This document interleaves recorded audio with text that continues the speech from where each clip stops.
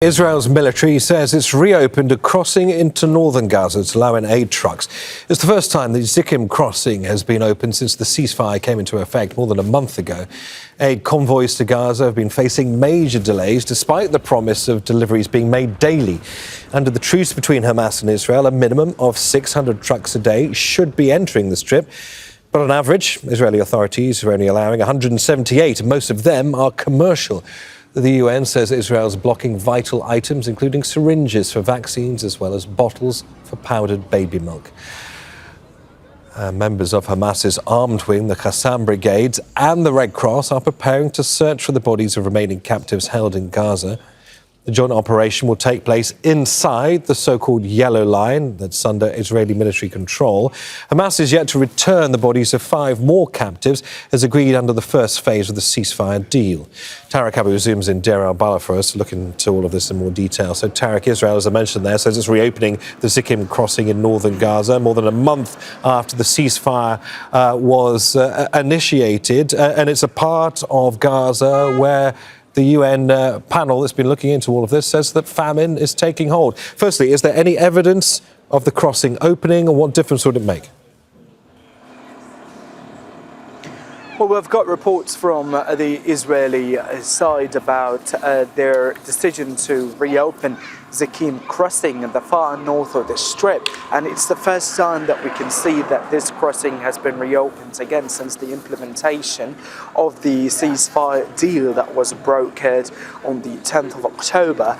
And it's very essential to highlight this fact for our viewers that this crossing was mainly set up during this genocide on Gaza, where it was responsible for trickling 8 trucks into the Strip, and in particular for the most impacted and devastated areas in northern Gaza and for Gaza City as well. But later it was shot down by the Israeli military under security pretext to now be reopened again.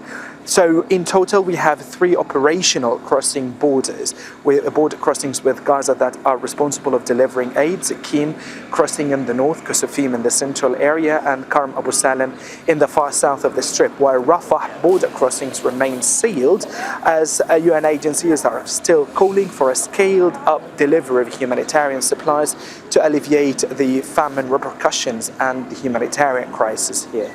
And Tarek, tell us more about the efforts to retrieve the 5 remaining captives' bodies. I understand the search will now take place within Israel's area of control, so east of the so-called yellow line.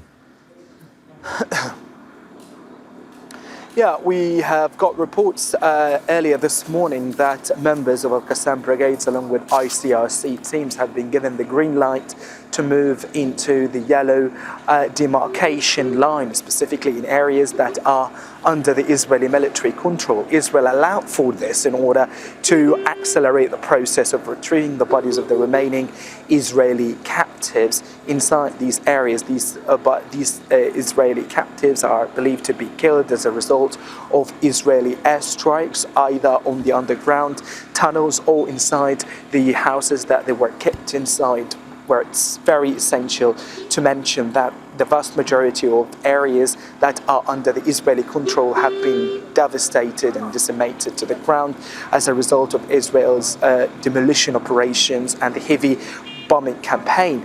Now, in order to move to the second phase of the agreement, those bodies must be retrieved, as regional mediators along with US are still exerting pressure not just on Hamas but also on Israel to keep committing to the terms of the agreement and to ensure that the ceasefire won't collapse and will last to witness the second phase, which will be certainly critical, as more critical issues must be handled by mediators and conflicting parties.